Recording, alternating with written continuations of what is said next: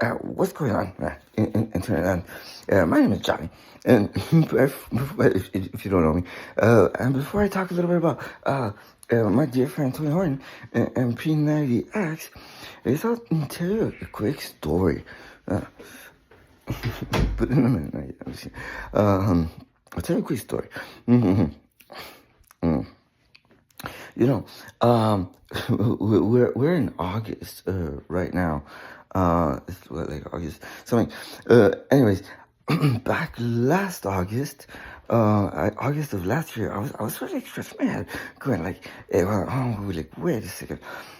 Like I don't think I'm gonna have to wait for some miraculous event to take place in order for me to start exercising physically on a regular basis, on a daily basis. You see, the story going on in my head since way before then, since way before February 1st, 2022, and I remember that day because that was like the crash. That was the moment, like a dramatic event took place in my life.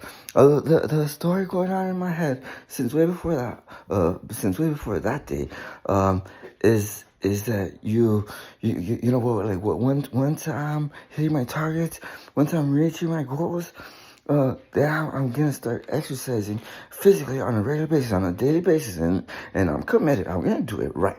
Like I'm gonna eat right. I'm gonna exercise, and I'm committed. As soon as I'm reaching my goals, then I'm gonna start exercising physically on a daily basis, and I'm gonna do it right. And that story was going on in the back of my head for years. The story was, no, you know what? I still have a six pack from when I was in college. Like I'm good. Like once I reach my goals, once I'm hitting my targets, then I'm gonna start exercising physically, and I'm committed.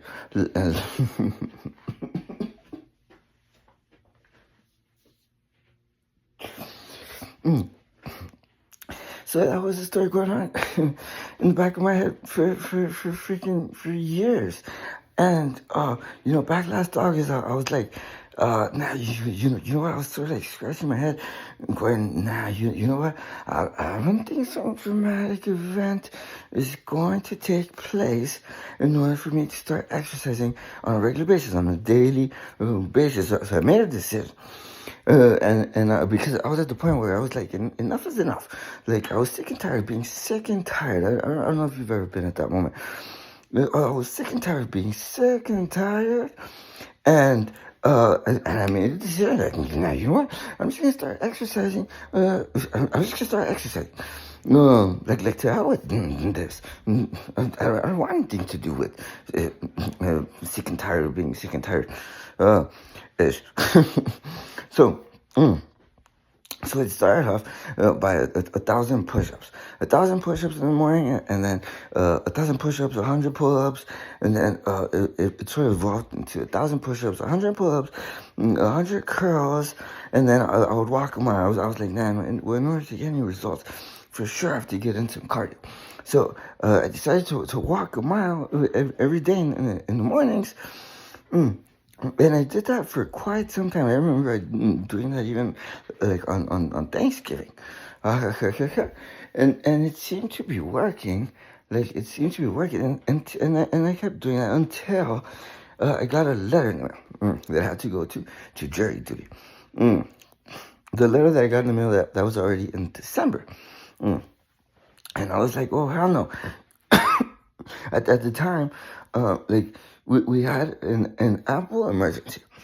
It was like there was something seriously going wrong with my iPad. So I made an appointment at the Apple store, at the Genius Bar. I made an appointment at the Genius Bar. So I take a look at my iPad. and so I made an appointment, and I didn't go to jury duty, of course. And so, anyways, and by the way, they did a great job with my, what the hell was going on with the freaking iPad? That's a really great question. I don't know if this has happened to you before, although it's happened to me. Like when you let like your iPhone or you let your phone die too many times, all of a sudden the phone commits. So it's like, like it's dead, like it doesn't want to come back to life, and then you have to use the charger from your MacBook in order to power your phone back on.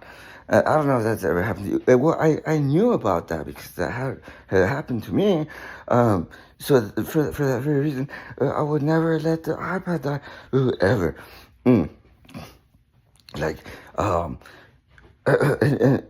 and, well, I'm aware that like every time it's freaking Christmas, that doesn't mean it's time to get a freaking new iPad or this and that or whatever the hell, right? So it's only that on me once, and all of a sudden that started happening. Like the iPad, like sort of like committed suicide. And I had to use the freaking and the charger for my MacBook in order to power the phone back on. So immediately I went to the Genius Bar so they can take a look so they could take a look at my iPad, and they did a phenomenal job. By the way, now I have a Genius iPad. Mm-hmm. Anyways, long story short, well, my birthday's on Christmas Eve. My birthday's on Christmas Eve, and I no longer continue. I no longer went on that walk anymore because like I didn't want to get picked up by some sort of police officer.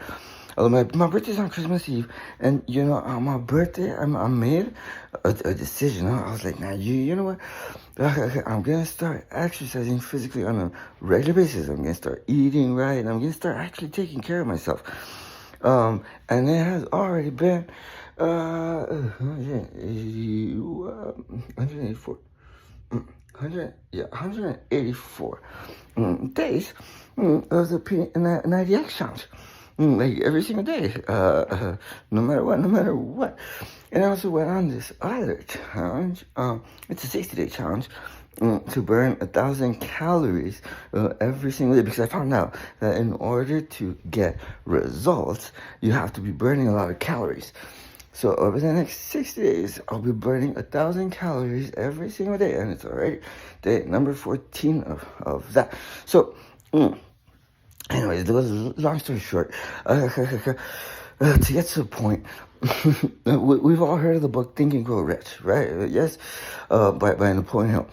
Well, that book has created more millionaires and billionaires than any other book of its kind.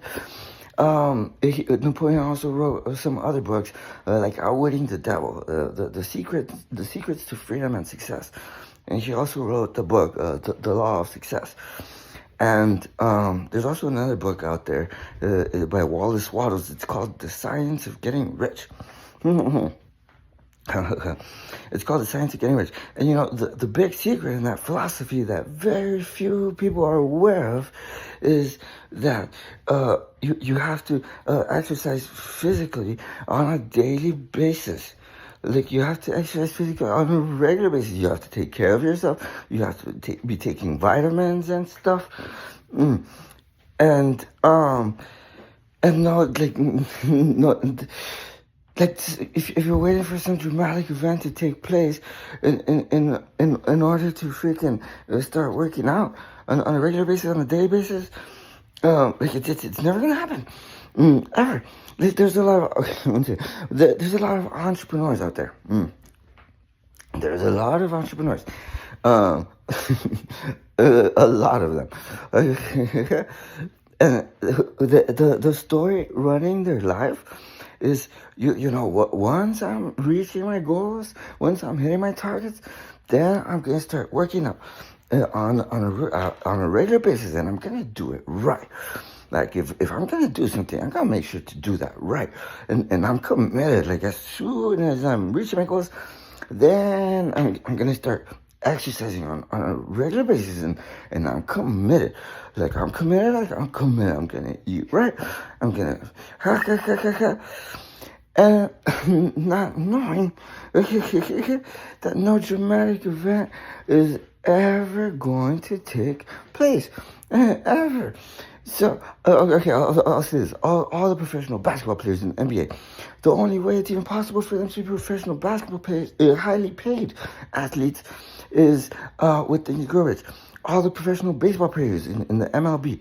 The only way it's even possible for them to be top paid professional athletes is with Think and Grow Rich. All the professional football players in the NFL. The only way it's even possible for them to be professional football players and highly paid athletes in the NFL is with Think and Grow Rich. The president of the United States, the president of your country. The only way it's even possible for the president of your country to be the president is with Think and Grow Rich. And the big secret in that philosophy, in Think and Grow Rich, and the science of getting rich is really what it is that you're better off going off on an Easter egg hunt. If you're waiting for some dramatic event to take place in your life in order to make a decision.